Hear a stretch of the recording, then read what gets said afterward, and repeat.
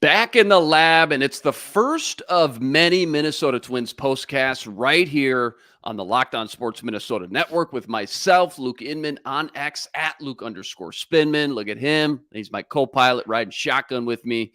Sam the Man Ekstrom. Follow him on X at Sam Ekstrom. And Sam, as we kind of wait for some of our peeps to jump into the live feed so we can get into our deep dive on today's dramatic come-from-behind 5-3 victory over the Reds, let me first remind you, this postcast episode brought to you by Bird Dogs. Go to birddogs.com/lockedon or use the promo code LOCKEDON for a free water bottle with any purchase. That's right.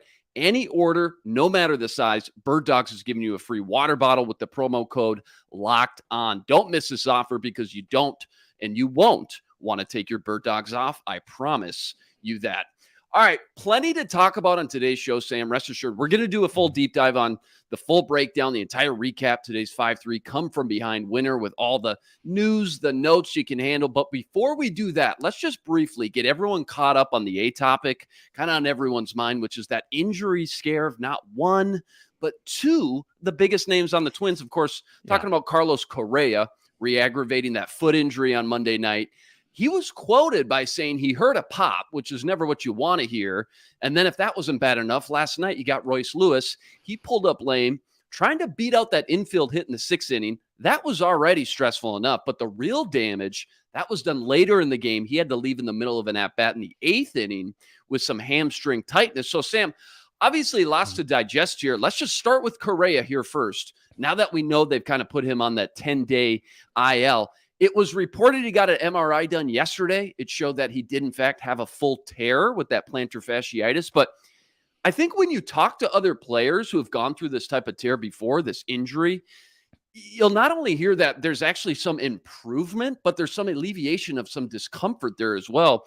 Doesn't end up becoming as much of an issue much longer after the fact. So I guess with all that said, and the Twins are still very confident about the chances of playing in October here, Sam. But that's all great to hear initially, right? But how should Twins fans really feel now knowing full well one of their best players is going to be far from 100% by the time the playoffs actually roll around? Like, with everything we know, what's just your level of concern here with Carlos Correa specifically? Yeah, it's a complicated feeling right now because I think that I want Carlos Correa in the lineup in October. He's got a World Series ring. He's Carlos Correa. His defense is still impeccable. His leadership is still very good. I want him on the field. But if he's not 100%, he hasn't been 100% all year or most of the year since the plantar fascia came up in May. It's affected his play. He's a .230 hitter.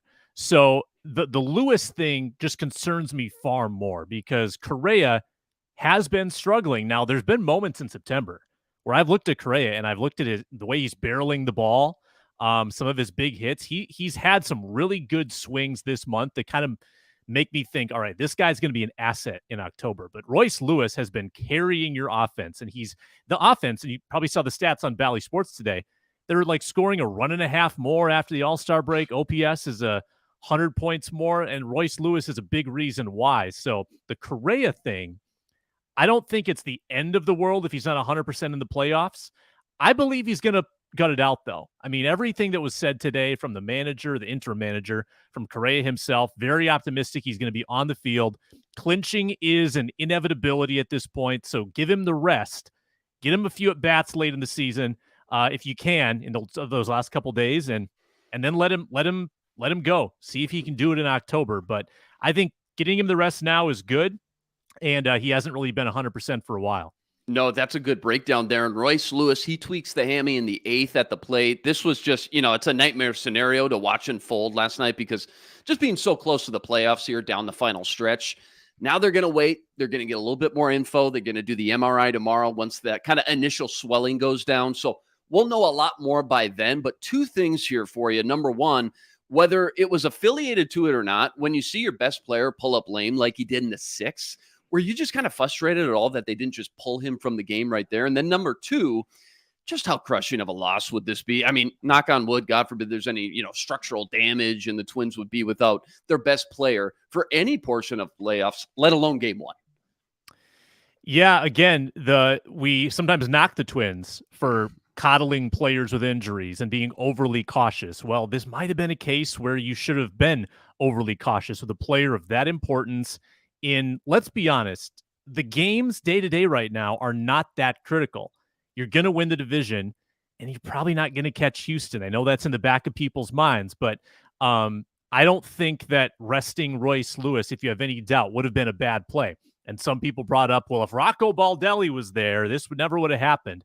I don't know if you want to play that game. I mean, Royce Lewis gutted out an ankle issue with, I think, on Rocco's watch a few days prior. They didn't take him out of that game either. I think sometimes you trust the player to let you know if he can continue.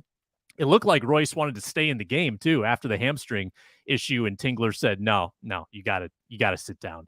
But it's crushing. It's a crushing blow to potentially this lineup, which before the rally today, Luke, I was going to come on the show and talk about how punchless they looked with no Correa, no Lewis, and then they rested Wallner and rested Kirilloff and rested Jeffers. Like it was a meager looking lineup until the last 3 innings, and not having Lewis there, the big bat in the middle, that takes a lot of punch out of that group. So you're hoping for the best. You're hoping and I don't care if they 10-day IL, and that's fine too. I hope it doesn't linger in the postseason because you need this guy.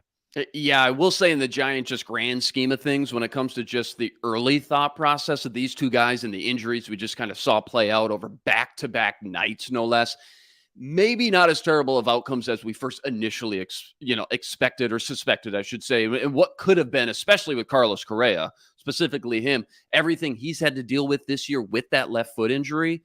We'll take any good news we can get and just kind of continue on any other reports that come out about Royce after that upcoming MRI tomorrow. And of course, keep you posted with all the news, all the info, every single Twins game right here on the Locked On Sports Minnesota Twins postcast. Hey, here's a question maybe we should start pondering, I guess now, Sam. Mm-hmm. Obviously, we hope both these guys are back come playoff time, but if not, obviously, someone's got to step up in their absence. Let's say it's worst case scenario. Both guys are unable to go in early October. Who becomes the guy or two this team starts to lean on and can be that guy that, can carry the Twins to a successful postseason, hopefully offers somewhat of a, smooth transition when it comes to who these guys are going to look at to be, kind of the new voice, the new identity of the team during the stressful, critical moments of playoff baseball? Yeah, is this the Brooks Lee bat signal? Is that what you're trying to bait me into saying? People are talking about it. They're the Brooks Lee whispers. He's hitting 232 at St. Paul. You could, because of injury, you could get him on the playoff roster, so that's not an impossibility. He's got 4 homers, 21 RBIs there.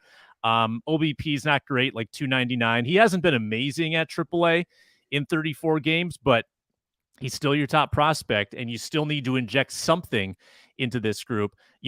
Maybe Willie Castro is that guy, Luke. This is the new Swiss Army knife. This is the guy who gave him all the energy today when they were completely lackluster. He doesn't have the pop of a Lewis. He doesn't have the credibility of a Correa, but you need grinders like that to carry you when the team is down. And today, Willie Castro, really the last 2 nights, after the injury to Lewis, he's carried the team on his back and done everything for him the last 2 days. So you love to see guys like that. But, you look to the younger guys. You look to Wallner, who's kind of turning things around right now. You look to Julian. You look to Kirilloff.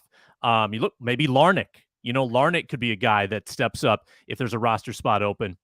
I think that the Twins have developed enough of a young core right now where it can be a different guy every night. Right? Like you look at the kind of the evenness up and down this lineup of you've got how many guys with 10 or more home runs. It is kind of a very even by committee approach. It's not just a couple guys that are doing all the work. And if you're talking about, energy, leadership, maybe Byron Buxton makes an appearance in October too. We're still waiting on that to see if Buck can make a big return. Yeah, and I know he got off to a putrid start out the gate, but since the All-Star break, man, Max Kepler, 303 batting average, 10 home runs, 30 RBIs. You mentioned Matt Wallner, maybe not the same contact hitting, batting 233, but put up the power, 11 home runs. He's got the same as Kepler with the RBIs, 30 as well. And I think about this combination too, and I know you've mentioned a lot of guys, but these are just kind of the 3 or 4 names that comes to mind. I think about the combination of Polanco, the crafty vet. He's been around, seen it all, 10th season with the Twins, mixed with some young cats like Edward Julian. He's been rock solid for such an inexperienced guy, right? Both those guys batting .266, combined 15 long balls, 46 RBIs since the All-Star break. Those are just kind of the 3 or 4 guys I think about when I think about, all right, who's got to be the catalyst and be forced to step up if, again, Correa and or Lewis aren't able to strap up and play. By the way, it's pretty crazy. Have you seen these splits, these numbers, to think about the Twins hitting and how it shifted when you just look at them before the All-Star break and then after? 8th in home runs before, now 4th in the entire MLB since the break. Their OPS ranked all the way at 20th beforehand. Now it's all the way up to 5th, which is, I mean, that's an incredible turnaround. Not to mention team batting average and total hits gone from 25th and 23rd respectively, all the way up to 12th and 11th. So clearly the break was so good for them, and this is a completely different team now than what fans first watched the first half of the year. Hope they can keep that up now down the stretch as well. Do you think they can? Yeah, I think this team is legitimately a threat in the playoffs now, and I wouldn't have said that until the month of August. And now officially, I believe it here in September. In fact, my bigger question, almost more than the offense, is like, do you have a third pitcher, a third starting pitcher that you really can lean on? Because you have options. You've got no shortage of options, but do you have a really solid 3? I'm starting to think more about bullpen, like bullpen construction, lineup or rotation construction. The offense just keeps finding ways to deliver. And like I said, different guys all the time. You know, one night it's Michael A. Taylor. The next night it's Kepler. The next night it's Polanco. Then it's Jeffers. And they seem to have a really good chemistry since the All-Star break. For whatever reason, just stuck in an absolute rut in the first half. And some of that too, Luke, was you were just given so many at-bats to, Buxton hitting like under 200, Correa hitting under 200 for a while. You had 2 staples high in your lineup that were black holes. Correa's come alive a little bit. Buxton hasn't been in the lineup. And unfortunately, without Buxton, they've actually put a better lineup out there that's been a lot more reliable. No, a lot of good points there. Let's get into the nuts and the bolts of today's game. Bailey Ober on the mound, how things shook out this afternoon. Spoiler, it was a fun one. Quick reminder, though, first, this episode brought to you by Bird Dogs. Because all the best teams in baseball, Sam, they got that one great utility man that can do it all, right? Well, Bird Dogs is the utility man in your wardrobe lineup. Whether you're on a date, working on the yard, just lounging on the couch, watching us, Bird Dogs, it's the do-it-all apparel with the versatility to give you that comfort you need, combined with the look you want to feel good when you're out and about. Bird Dogs are without a doubt the best fitting shorts and pants you can find for the money, better than Lululemon and every other brand on the market. It's the inseam liner that does it for me, Sam. They keep me cool and dry in all the best places, if you know what I'm saying. Combine that with the cloud knit fabric, gives you the look of the khaki, but the feel of the best athletic gym apparel imaginable. And add these to your collection today.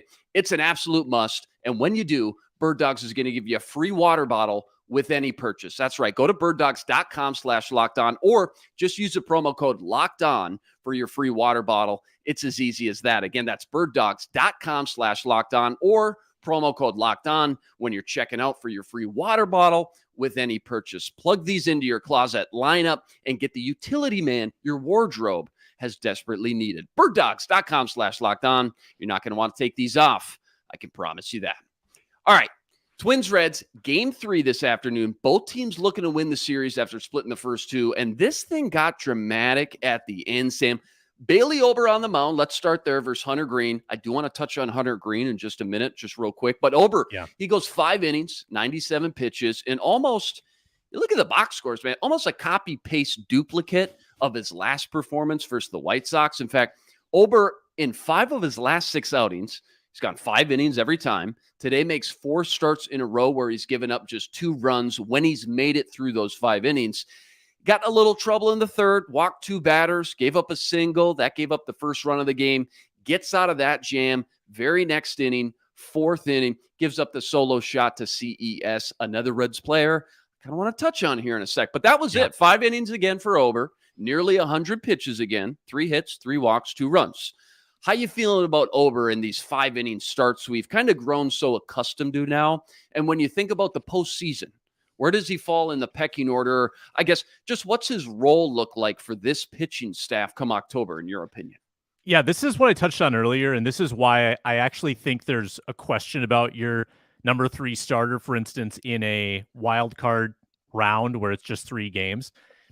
Joe Ryan has just been a little erratic for my liking. Ever since the injury, he's been up and down, had some real blow up starts where it went real south on him. Ober was headed the wrong way. They sent him down. He took some time off. And he has been fairly consistent. He doesn't blow you away, and I'm not sure that he's necessarily an awesome bullpen option. Maybe the baseball community would tell me I'm wrong about that, but when you're throwing 92, 93, that's not really the stuff you look for in the bullpen.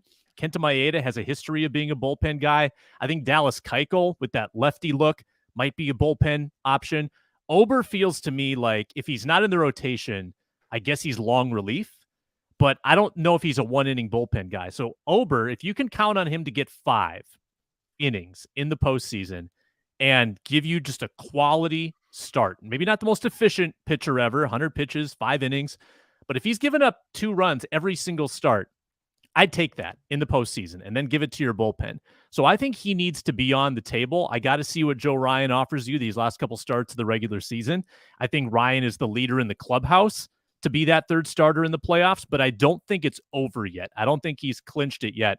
I thought Ober looked pretty good today too. I mean, I thought his command generally was solid.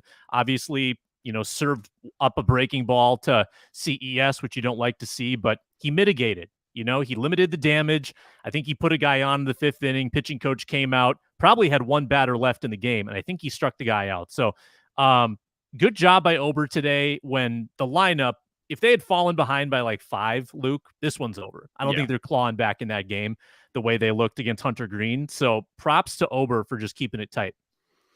Fast forward to the 7th. It's Willie Castro, his 2nd home run in as many nights. He gets the Twins within 1. We'll talk about him a little bit more later. Now, while all that was going on, you mentioned Hunter Green. That dude was putting on a clinic on the mound for the Reds. And if you don't know, here's the quick backstory, just real quick. 2017, Twins take Royce Lewis with the number 1 overall pick. If you remember, that year with that specific draft class, at the time, it was kind of a 50-50 split from scouts as far as like who the number 1 pick should be. Is it Royce Lewis or is it Hunter Green? Royce was kind of the 5-tool prospect you drool about, but Green was this flamethrower, right? Coming out of high school, he was throwing 100 miles an hour, just gas. He was the best pitcher in the class. Obviously, Twins go with Royce Lewis. No regrets there. Both guys went through a little injury scare a couple years ago. Royce with the ACL. Green had to have Tommy John surgery 2 years ago, but he looks like an absolute stud ever since. Looks the part of one of the top young pitchers in baseball. He goes 7 innings, 14 strikeouts, which is just ridiculous, and just 3 hits, 1 run allowed. So, Sam, for being 2 teams playing in 2 different conferences that shouldn't have anything to do with each other, between CES going yard today, you also got Spencer Steer, who's an absolute stud for the Reds, and then Hunter Green on the mound. There's sure a lot of connecting the dots between the Minnesota Twins and the Cincinnati Reds lineup, isn't there? Well, Farmer is an ex-Red. I think Solano is an ex-Red. So you've got a couple revenge angles on both sides. And then Steer almost went yard in this game too. I thought it was going to be the double whammy, CES and Steer. I looked at both their, Steer has been, he's a staple in that lineup forever. Yeah. He's got 22 home runs, hitting 270. What a terrible trade that ended up being, hindsight being 2020. And CES looks like a star as well in the making. So you don't like to dwell on that too much, but it's, if you ask the question, who would you rather have, Hunter Green or Royce Lewis? I think both fan bases say we want our guy, right? Like the Reds are obviously going to roll with Hunter Green. They think he's an ace pitcher. The ERA is a little high, the WHIP's a little high, but the strikeout stuff is incredible. Career high today, I believe, 14. And one note on that, Luke, I did the math. The Twins are now, if they're going to clinch the Central this weekend, I think, they're also likely going to clinch the strikeout record. They're 22 away from clinching the MLB strikeout record in one season. Wow. So there's that. There's that to pop champagne over as well. But yeah, the connections between these lineups are interesting. And hey, how about Farmer? Maybe Farmer had a little fire in his belly going to second base on a hit and run, stealing third, not the most fleet of foot veteran you've ever seen, getting in there at third base. Twins were fast and loose on the base paths today. Yeah.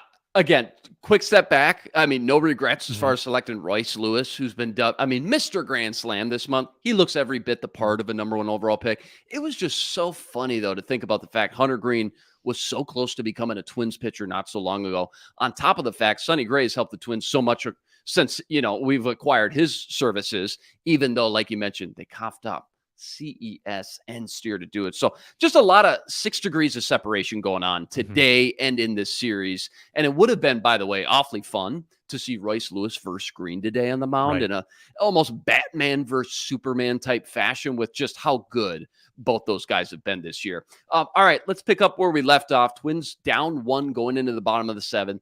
Things got a little weird here, Sam. Help me if you can, because Luke Malley, the catcher for the Reds and the number 9 hitter, he tries to lay down this bunt.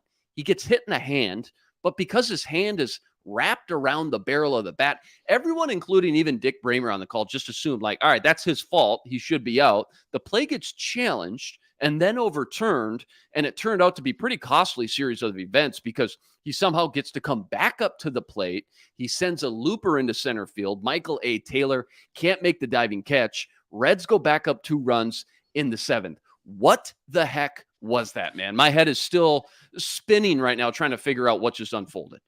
Yeah, I loved also how offended LaTroy Hawkins was about his bad bunting form. That was great. LaTroy is great. Yeah. This is what I understand to have happened, and people can chirp in the comments if you think I'm wrong, but it sounds like when you swing, your hand is part of the bat. So if it simultaneously hits a finger and the bat, the ball is in play. But the rules change when you bunt. So if the ball strikes your hand mid-bunt, then that would be a strike and a dead ball. And I personally I didn't know if there was conclusive evidence that it got his hand. Maybe I wasn't looking closely enough. It still looked very much like the bat to me. And he didn't react that severely as if to like, ouch. Like, I just took a fastball off the finger. His reaction didn't tell me that he really got stung by that. So I was surprised they overturned the call. I just think it's a different rule when you're bunting or swinging. And that was a strike because he offered at a bunt with a bunt, but the ball hit his hand apparently. Yeah, goofy series of events. You don't see that every day. Very next inning, Julian knocks in Vasquez, makes it a 1-score run game again. Twins got 2 on, 2 out, chance to tie it or take the lead. Kepler up, he ends up grounding out. So we go to the 9th. And this is where things really got fun because if we were playing NBA Jam at this point, Willie Castro would be on fire. He leads off the top of the 9th, gets on, no outs, steals second, botched hit and run, by the way, by Kyle Farmer, throwing error by that catcher Malley. Castro turns on the Jets, gets all the way to third. Very next pitch, Farmer knocks him in, ties it back up in the 9th. Vasquez walks to put 2 on with 1 out. And then up comes Trevor Larnach. He gets called on a strike 3. Check swing. I don't know if you saw it. I think we all thought if you saw it, a little sketchy. To put it lightly, it was a little sketchy. 3rd strike swing. I would agree. Have no fear.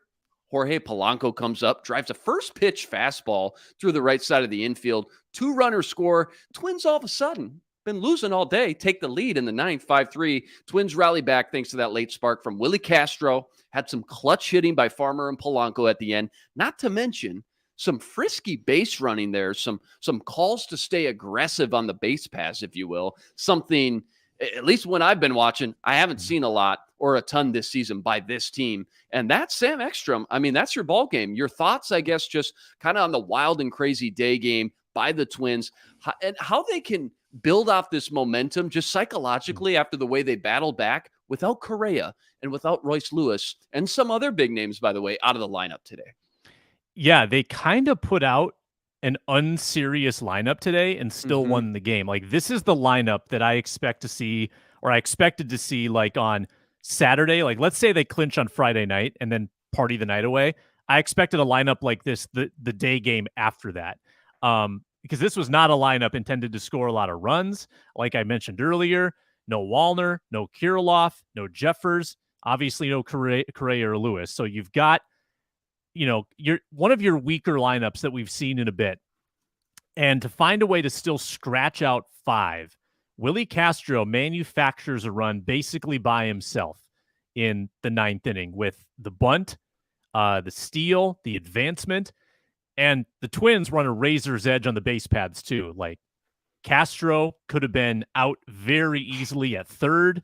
Farmer could have been out on that double steal at third. They sent Vasquez around third on that single, and he's really slow, and he managed to get in there. So they were playing with house money. I mean, Jace Tingler, Tommy Watkins, they were playing with house money. They said, let's get out of here in regulation. We don't want to go to extra innings. Let's win in 9.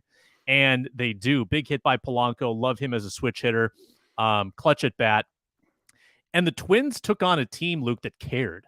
They're facing a lot of teams right now that don't care. So true. Good point. The Reds are devastated right now. Jeff Carr over on Locked On Reds, he's weeping probably right now. That was a huge loss for Cincinnati, and the Twins just broke their back there in the late innings. Poor Hunter Green, man. Pitches an absolute gem. 7 innings, 14 Ks, video game numbers. Doesn't get the dub. That's baseball, though. Talk to me about just real quick as we wrap up, Twins playoff scenario, the Twins magic number. And I guess as a fan, which team am I supposed to hope the Twins square off against come October? That is changing by the day. So up to the minute, the Royals are leading the Guardians 4-2. The Guardians are going to get swept by the Royals. That's pathetic. Guardians have thrown in the towel. So what's going to happen here, Luke, is the Twins are going to clinch on their off day. They're going to clinch from the comfort of their own beds at home tomorrow night after a relaxing day off because the Guardians play Baltimore, best team in the AL. So the Guardians are going to lose this afternoon. They're going to lose tomorrow night to Baltimore, and the Twins are going to show up to the ballpark Friday, division champions. So that just, it takes a lot of pressure off this homestand. It takes a lot of pressure off guys that are banged up like Lewis and Correa, that they're not missing anything. Now, the only thing that you can really pursue right now are the Astros. The Astros are 4 games up on you. I believe the Twins have the tiebreaker, and the Astros are losing as we speak in the 7th inning. So you could be 3 games back of Houston going into this homestand. Talk about playing with house money. That would be the ultimate. If you could hunt down the AL West champion and get a bye, Luke, a bye in the wild card round, which no one could have imagined a couple of months ago. But again, you would play the 3rd wild card team, which as we speak, it's a toss-up between Texas and Seattle. You've had a lot of success against Texas when they were slumping.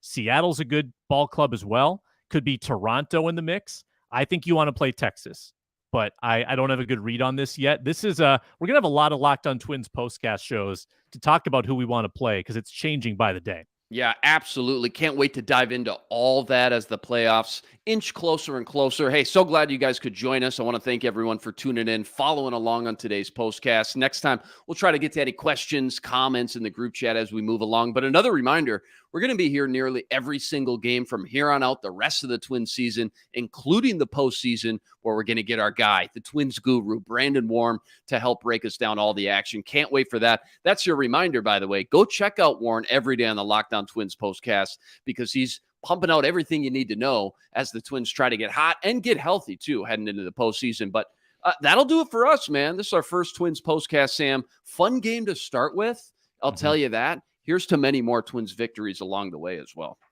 Let's do it. Soon to be Central champion. Follow us on X. Just hold your horses, man. Hey, we got plenty of baseball left, all right? Okay? A lot more baseball to be played. Follow us on X, at Luke_Spinman, at Sam Ekstrom. Follow all our work over at the Locked On Sports Minnesota Network, including some Vikings coverage, too, if you're into that every single day with the Ron Johnson Show, the Roundtable, Reggie Wilson, football party tomorrow, Luke Bronner, Arif Hassan. Quick breather for the Twins tomorrow. We'll see you Friday night as the Twins start their 3-game series versus the Angels at home.